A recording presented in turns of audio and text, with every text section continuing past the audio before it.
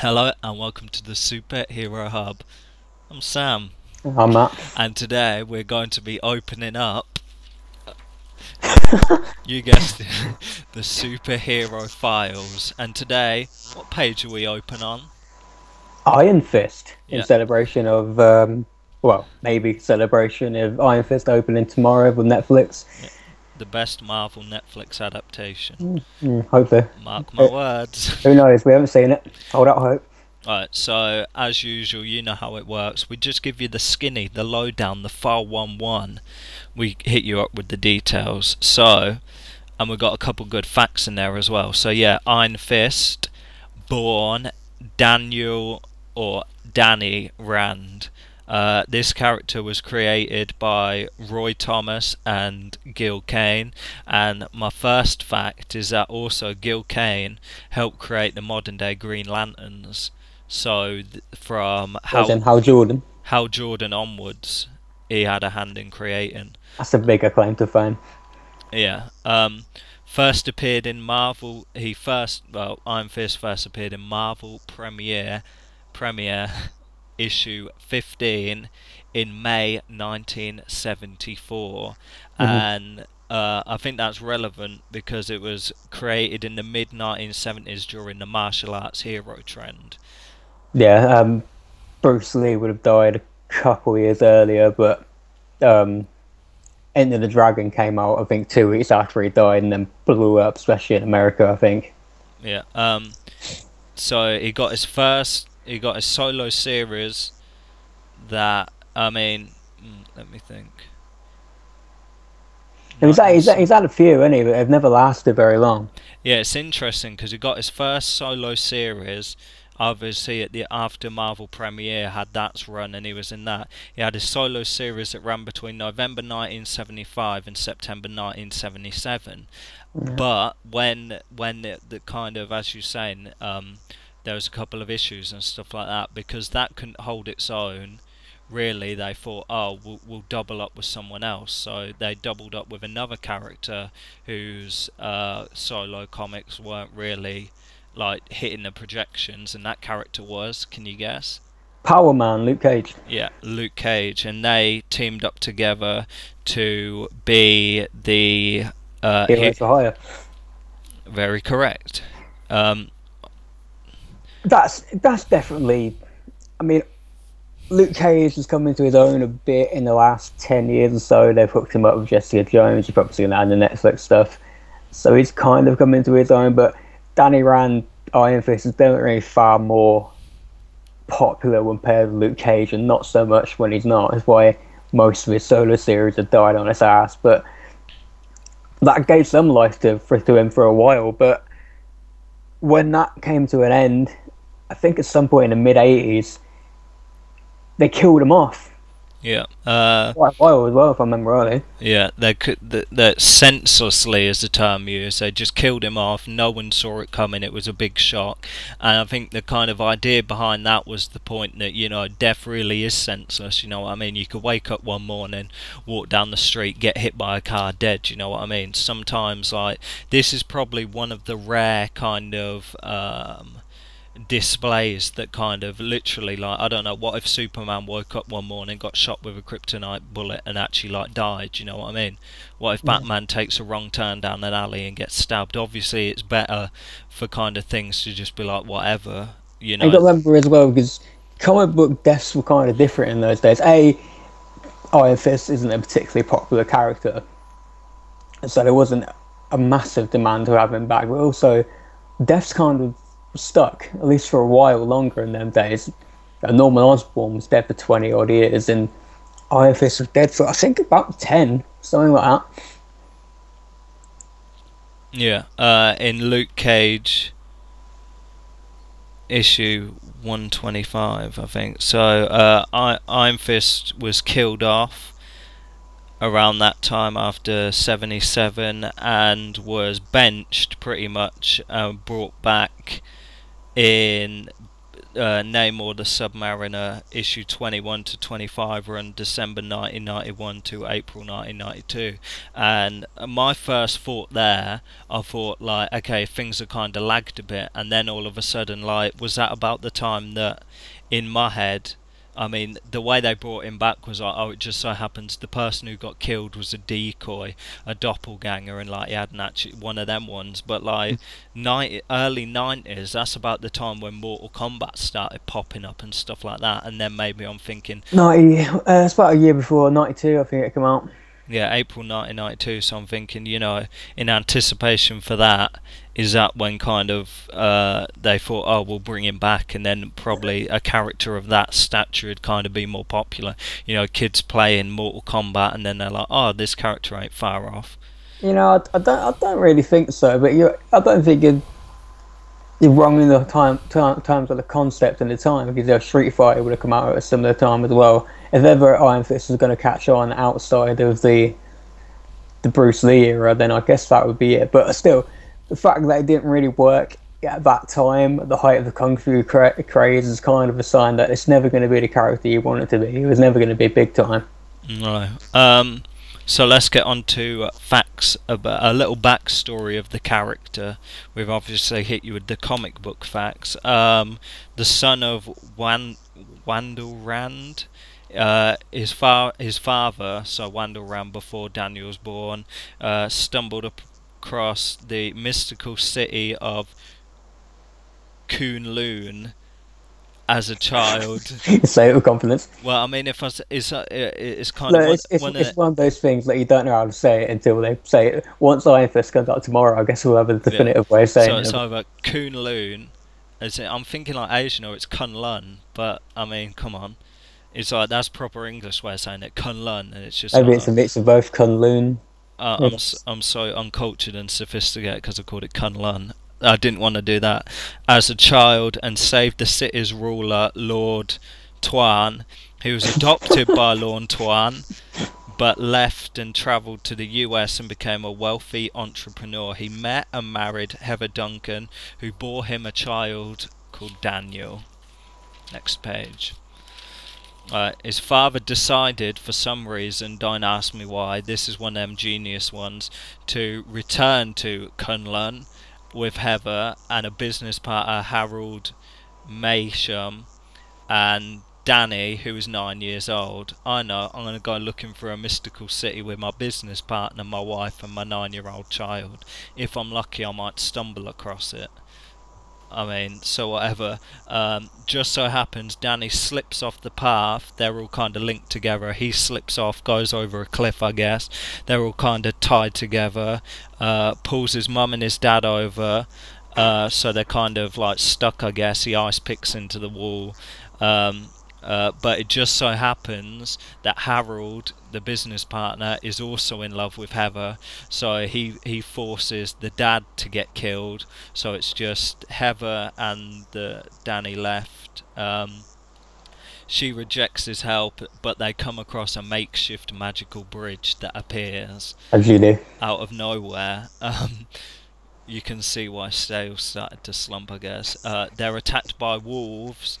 But before the Kunlun archers appear, Heather obviously throws herself to the walls to protect Danny. So in a twist of kind of fate, now Danny's adopted by him, just like kind of the father was. Yeah, so Danny is taken to see UT, ruler of Kunlun, who apprentices him to Lei Kung, the Thunderer, and teaches him martial arts for 10 years. Stuff like his name is so like pokey B movie. That's what I mean. You know what I mean. There's a lot of like, oh, it just so happens. You know what I mean? Right, yeah. Like I get mystical city and bridges appearing, but you know what I mean. It just so happens. It's like it sounds like. Speaking of Mortal Kombat, it sounds like a movie like Johnny Cage from Mortal Kombat would be in, or something. Like, just not. They've got to change some of this stuff in the show, surely. It's very cliche. It just so happens a guy happens to be in love with Heather, so it's like, oh, the husband's out the way. come on, Heather and Danny, we can be a family, even though I just forced your dad to jump off a cliff. It's like, come on. Right, so for 10 years he trains, and he conditions his fists by punching gravel, rocks, and in buckets, sand, gravel and rocks to strengthen his fists. At 19 is given the chance to attain the power of the Iron Fist by defeating Shao Lao, the Undying, a dragon that's heart is like not inside its body, it's like a molten heart outside of its body. So Danny figures, I know, if I, like, I don't know, grab the dragon and like push myself onto the dragon scar, which is in place of his heart, the dragon will die. Which apparently it does, and it burns the dragon scar into his skin, and then he plunges his fists into the molten heart, gaining the power of Iron Fist. There you go. Origin done. Sounds legit.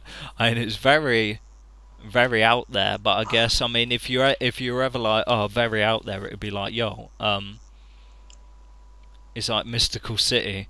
It's it's busy, isn't it? It's real bit like Batman's parents shot on an alley, boom, job done. This dude, Mystical City, and dragons, and like soap opera crap. It's like, why wouldn't he just go through trials and tribulations? At the end, he touches something, and then he gets a tattoo on his chest, and his hands start to glow. Why can't it be like that? It's the 70s, isn't it? Is that not mystical enough? Right. So then Danny decides to return to New York City to reclaim his stuff. I think he goes to seek out Harold, the guy who, like, pretty much killed his father. So he goes there dressed in Iron Fist garb, like on the random, sticking out like a sore thumb. But as soon as he arrives in town, there's a number of people who try and kill him. He manages to evade that, and then he confronts Harold in his, because he owns his own company now, Machem Industrial, in the place of that. He goes there to confront him. It's like, yo, I'm here for my revenge. And it's like, when he goes there, it's like he sees like a legless man, and it happens like after the kind of confrontation on the mountain. He's going down the cliff, and there's heavy snow, and he gets frostbite, and there's like a double amputee of the legs. So he's just kind of there, you know what I mean? He leaves him out of pity. It's just like, oh, forget it, I'm not going to kill you. But he's killed by a ninja who turns out to be Master Khan, an early adversary.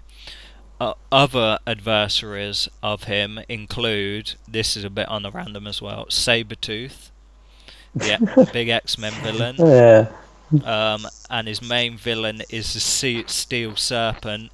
If you didn't think everything else was cliche enough, this Steel Serpent just happens to be the exiled son of Lee Kung, who also wants the Iron Fist power. Of course he does. You know what I mean? He just happens to be like, can you imagine, like, yo, I'm the rightful owner of the Iron Fist, I'm like the son of the king.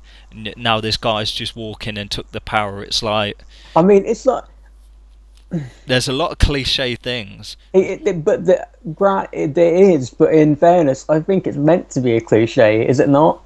I know, Like, in the 70s was a lot of this going on. Now Yeah, it'd be pretty cliche, but I guess back then it was probably that's fresh. a kung fu action movie plot, isn't it? You take down the son of the father, and you have some battle in the end, and whoever wins is the greatest kung fu artist in the world. You know what I mean? It is what it is. Yeah. I do think, you know, again, we haven't seen the show yet. I do think there is some stuff they got. It's like if it's like Karate Kid, but say like the teacher Pat. I know the actor's name's Pat, but what's his name in Karate Kid? Mr. Miyagi. Yeah, it's like Mr. Miyagi's training Ralph Macchio, and Ralph Macchio's like wins the competition, and then it happens like Mr. Miyagi has a son who wanted to win. It's basically like that, you know what I mean? That kind of thing. And your son. Yeah, I always figured, you know, not to get too sidetracked on Karate Kid, I always figured like if they did another one, that's what it would be. Exactly, and they would call it Iron Fist or Miyagi Fist.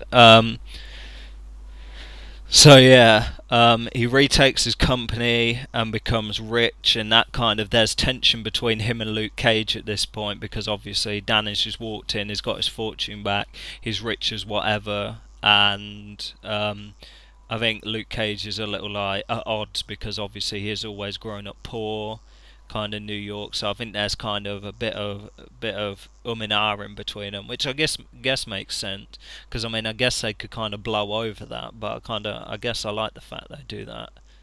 That does make sense, and that's not cliche, right? Also, comic book facts now. I like this bit.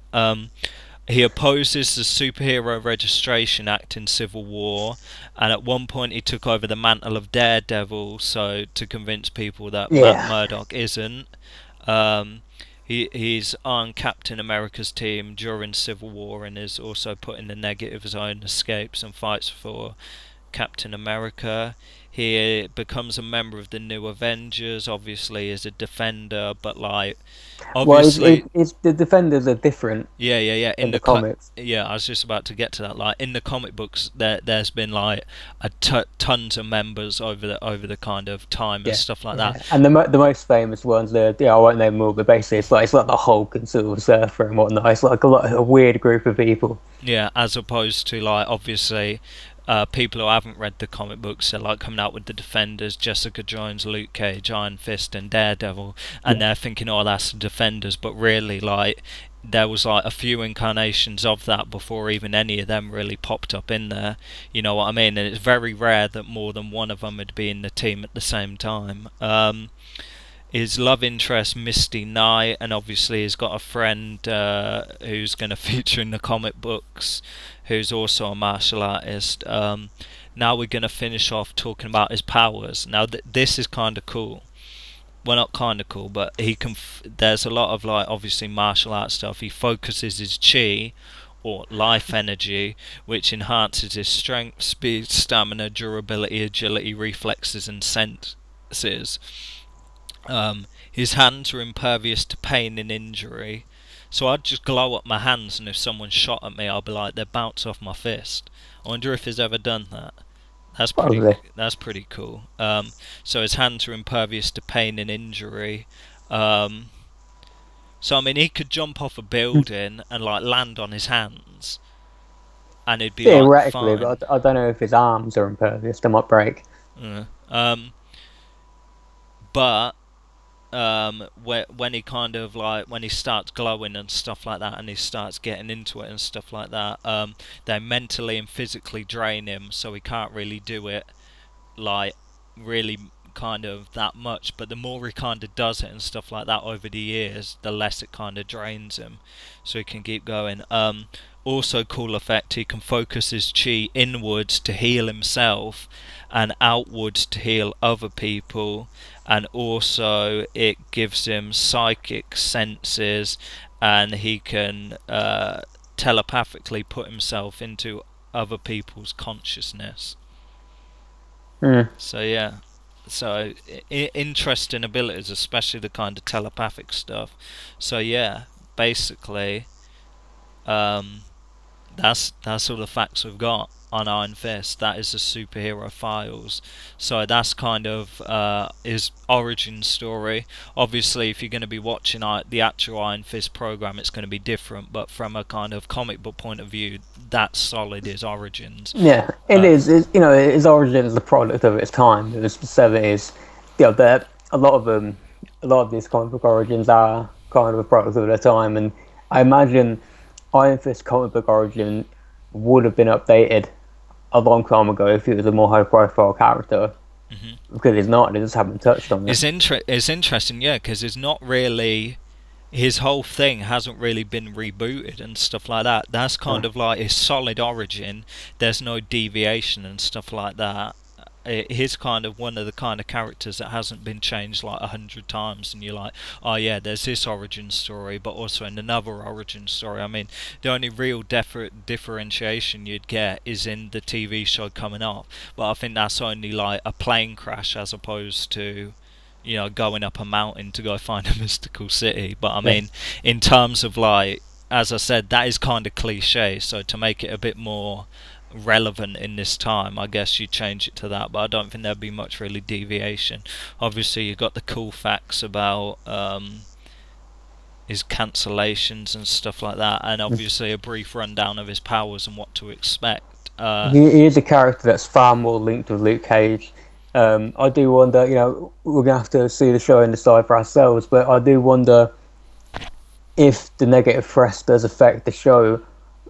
Instead of doing Iron Fist season 2, will they just do Iron Fist and Power Man and put them Heroes together? for Hire, just Yeah. spin off from that. I mean, I figure that they could really do that as like a spin-off. So yeah, we'll have to see what happens. Yeah, right, because they have got the Punisher getting his own series, right? So if you put them two together, you're still doing the same amount. Exactly. But we'll see tomorrow. Yeah. So that has been your Superhero Files Iron Fist. I'm Sam. I'm Matt. And this has been the Superhero Hub.